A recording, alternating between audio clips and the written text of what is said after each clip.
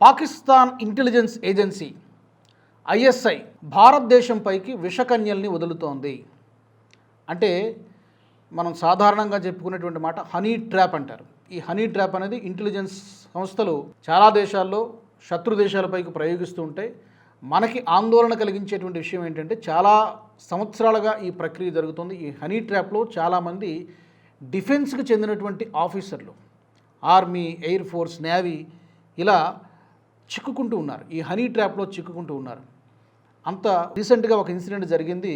Wing కమాండర్గా పనిచేస్తున్నటువంటి ఒక Indian air ఫోర్స్లో wing కమాండర్గా పనిచేస్తున్నటువంటి ఒక 44 సంవత్సరాల వ్యక్తిని పాకిస్తాన్ ఐఎస్ఐ ఒక మహిళ ద్వారా హనీ ట్రాప్లో ఇరికించింది. హనీ ట్రాప్లో ఇరికించడంతో పాటు ఇండియన్ ఎయిర్ ఫోర్స్కి సంబంధించినటువంటి కొంత సీక్రెట్ ఇన్ఫర్మేషన్ని, చాలా కాన్ఫిడెన్షియల్ ఇన్ఫర్మేషన్ని, ఫొటోస్ కొన్ని, వీడియోస్ కొన్ని, డాక్యుమెంట్స్ కొన్ని ఆ మహిళ ఎవరైతే ఇతనితో చాట్ చేసిందో పంపించడం జరిగింది. సరే, ఇతను సోషల్ మీడియా యాక్టివిటీ ఇదంతా గమనించినటువంటి ఇండియన్ ఎయిర్ ఫోర్స్ ఇంటెలిజెన్స్ విభాగం వాళ్ళకు అనుమానం వచ్చింది, రెక్కీ చేశారు. ఎస్, వాళ్ళ అనుమానం నిజమైంది. తాజాగానే జూలై 30వ తారీఖున అతన్ని కోర్టు ముందు ప్రవేశపెట్టడం జరిగింది. ఢిల్లీ క్రైమ్ బ్రాంచ్ పోలీసులు అతన్ని అరెస్ట్ చేశారు. ఎవరో సామాన్యుల్ని మనము ట్రాప్ చేస్తే, హనీ ట్రాప్లో పట్టుబడితే ఆ వ్యక్తికి మాత్రమే నష్టం జరుగుతుంది, లేదా ఆ కుటుంబం మాత్రమే నష్టపోతుంది. హనీ ట్రాప్ అనేది చాలా సర్వసాధారణంగా జరుగుతుంటే చాలా స్కామ్లు జరుగుతూ ఉన్నాయి.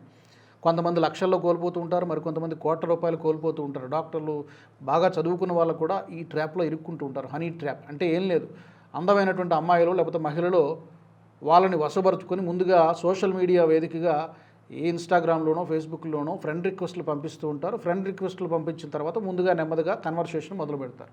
చాటింగ్తో మొదలైనటువంటిది నెమ్మదిగా వాళ్ళు ఆడియో కాల్స్ దాకా వెళ్తారు. ఆడియో కాల్స్ నుంచి వీడియో కాల్స్ దాకా వెళ్తారు. వీడియో కాల్స్ తర్వాత వాళ్ళని ఇక ముగ్గులోకి దించేటువంటి ప్రయత్నం చేస్తారు. ఇక ఇంటిమేట్గా ఉండేటప్పుడు కొన్ని ఆ వీడియో కాల్స్ని రికార్డ్ చేయడము, సన్నిహితంగా ఉన్నప్పుడు వీలైతే కలవడము, మొత్తానికి అతను నెమ్మదిగా ఆయువు పట్టుకుంటారు. ఆ వీడియో కాల్స్ని రికార్డ్ చేసిన తర్వాత ఏం జరుగుతుంది? నువ్వు నేను చెప్పింది చేస్తావా, లేకపోతే ఈ యొక్క వీడియోస్ని నీ పై ఆఫీసర్స్కి సబ్మిట్ చేసేయమంటావా? ఇలా ట్రాప్ చేయడం మొదలు పెడతారు. తర్వాత బ్లాక్మెయిల్ చేస్తారు. సో ఒక చిన్న తప్పిదం, ఒక చిన్న ఆకర్షణతో తప్పిదం తర్వాత ఎక్కడి వరకు వెళ్తుందంటే, ఒక వ్యక్తి తప్పు చేస్తే కేవలం ఇందాక నేను చెప్పినట్టుగా కుటుంబము, ఆ వ్యక్తి మాత్రమే నష్టపోతారు. కానీ డిఫెన్స్లో ఉన్నటువంటి, రక్షణ రంగంలో ఉన్నటువంటి ఇలాంటి వింగ్ కమాండర్గా పనిచేస్తున్నట్టే చాలా అభినందన వర్ధమాన్ మీ అందరికీ గుర్తునే ఉంటుంది. పాకిస్తాన్లో అక్కడ ల్యాండ్ అయ్యారు, తర్వాత సేఫ్గా మన ప్రభుత్వం అతను వెనక్కి రప్పించేసింది. రైట్, అలాంటి స్థాయిలో పనిచేసినటువంటి వ్యక్తి ఇప్పుడు రీసెంట్గా ఈ హనీ ట్రాప్లో చిక్కుకున్నటువంటి వ్యక్తి కూడా. చాలా కీలకమైన రక్షణ విభాగానికి చెందినటువంటి కొన్ని డాక్యుమెంట్స్, ఫోటోలు, వీడియోలను ఆమెకు చేరవేసినట్టుగా ప్రస్తుతం ఉన్నటువంటి ఇన్ఫర్మేషన్. అండ్ దీంతో పాటు మరొకటి ఆందోళన కలిగించే విషయం ఏంటంటే, స్పైవేర్ ఇన్స్టాలేషన్ కూడా జరిగింది.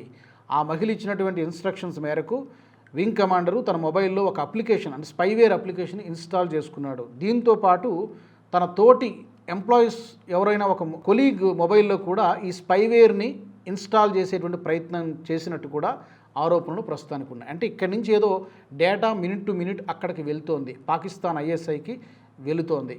మరి కొంతకాలం తర్వాత ఇతను రియలైజ్ అయ్యాడో లేదా అప్పటికే పరిస్థితి చేయదాటిందో తెలియదు, కానీ మొత్తానికి ఇతడు పట్టుబడ్డాడు. ఢిల్లీ క్రైమ్ బ్రాంచ్ పోలీసులు పట్టుకున్నారు. ప్రస్తుతానికి తెలిసినటువంటి ఇన్ఫర్మేషన్ అంటే పేరు చెప్పడం లేదు. కారణం ఏంటంటే ఇన్వెస్టిగేషన్ జరుగుతుంది కాబట్టి పేరు మీడియాలో కూడా పెద్దగా ఎక్కడ రివీల్ కాలేదు. వెస్టర్న్ ఫ్రంట్లో ఒక ఫీల్డ్ యూనిట్లో పనిచేస్తున్నటువంటి ఈ అధికారి అనుమానాస్పద సోషల్ మీడియా యాక్టివిటీస్ని బేస్ చేసుకుని ఐఏఎఫ్ ఇంటెలిజెన్సు ఇతన్ని అరెస్ట్ చేయించడం జరిగింది. అయితే నిజానికి ఇలాంటి కేసెస్ గతంలో కూడా చాలా ఉన్నాయి. ప్రస్తుతానికైతే తీహార్ జైల్లో జ్యుడిషియల్ కస్టడీకి అతను తరలించారు. ఏమేమి ఇన్ఫర్మేషన్ ఇచ్చాడు, బేస్ క్యాంప్ డీటెయిల్స్ అంటున్నారు, ఏమేమి ఇన్ఫర్మేషన్ ఇచ్చారు, ఒకవేళ అది ఎంత ప్రమాదకరమైంది, ఇవన్నీ కూడా ప్రస్తుతం విచారణ జరుగుతోంది. ఇది చాలా ప్రమాదం దేశానికి. ఎందుకంటే ఆర్మీ యూనిట్స్ తాలూకా కదలికలు, ఎక్కడి నుంచి ఎక్కడికి వెళ్తున్నారు, వాళ్ళ స్ట్రాటజీసు, ఇవన్నీ కూడా శత్రు దేశానికి తెలిసిందంటే చాలా ప్రమాదాలు జరుగుతూ ఉంటాయి. ముందే వాళ్ళు పసిగట్టి తద్వారా మనకు ఒక్కోసారి భారీగా నష్టం జరిగేటువంటి అవకాశం ఉంటుంది, ప్రాణ నష్టం జరగవచ్చు. ఇప్పుడు కార్గిల్ వార్లో మనం చాలా యుద్ధాలు చూసాం. ఇలాగే మన ఇంటి దొంగల పనే ఒక్కోసారి కొంప ముంచుతుంది. కాబట్టి ఇలాంటి వాటిని అరికట్టడానికి చాలా ప్రభుత్వం పగడ్బందీగా ప్లాన్ చేయాల్సినటువంటి అవసరం ఉంది. ఇది కొత్తగా జరగట్లేదు. నిజానికి గతంలో ఐఏఎఫ్ ఆఫీసర్ రంజిత్ కేకే అని 2015వ సంవత్సరంలో ఇలాగే ఫేస్బుక్ ద్వారా హనీ ట్రాప్లో ఇరుక్కున్నాడు. అతన్ని కూడా అప్పుడు అరెస్ట్ చేశారు ఫేస్బుక్ అప్పట్లో. తర్వాత ఐఏఎఫ్ గ్రూప్కి చెందినటువంటి క్యాప్టెన్ అరుణ్ మార్వాహా 2018లో ఇలాగే పాకిస్తాన్ ఐఎస్ఐకి చెందినటువంటి హనీ ట్రాప్లో చిక్కుకొని అతడు కూడా సీక్రెట్ ఇన్ఫర్మేషన్ వాళ్ళకి చేరవేయడము, ఆ తర్వాత అతన్ని కూడా అరెస్ట్ చేయడం జరిగింది. అలాగే ఇండియన్ ఆర్మీ లెఫ్టినెంట్ కల్నల్ ఆ స్థాయిలో ఉండేటువంటి వ్యక్తి కూడా 2011లో బంగ్లాదేశ్ వెళ్ళినప్పుడు అక్కడ కూడా ఇలాగే ఒక మహిళతో సన్నిహితంగా ఉండి అక్కడ కూడా అతను చిక్కుకున్నాడు.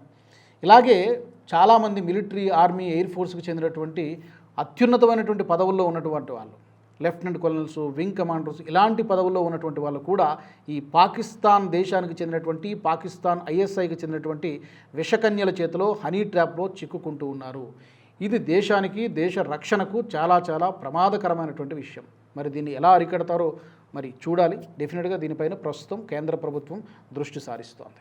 ఈ వీడియో మీకు నచ్చినట్టయితే లైక్ చేయండి, 10 మందికి షేర్ చేయండి. అలాగే కామెంట్ల రూపంలో మీ అభిప్రాయాలను మాతో పంచుకోండి. Nationalist hub group of channels ను సబ్స్క్రైబ్ చేసుకుని తెలుగునాట జాతీయవాద జర్నలిజాన్ని ప్రోత్సహించండి. ఈ వీడియో కింద ఉన్న బెల్ ఐకాన్ పై క్లిక్ చేయడం మర్చిపోవద్దు.